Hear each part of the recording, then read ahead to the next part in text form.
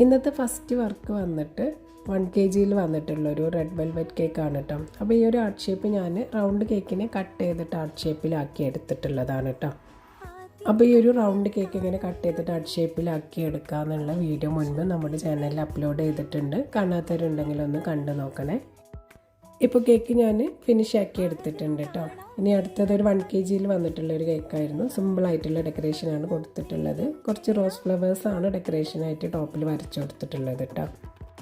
Red velvet കേക്കിന് ഞാൻ ഒരു കേക്കിൻ്റെ ക്രംസ് വെച്ചിട്ട് തന്നെ ഡെക്കറേറ്റ് ചെയ്തിട്ടുള്ളത് കേട്ടോ. ടോപ്പിൽ 2-3 ഫോണ്ടൻറ്റിൻ്റെ ഹാർട്ട് ഷേപ്സാണ് കൊടുത്തിട്ടുള്ളത്.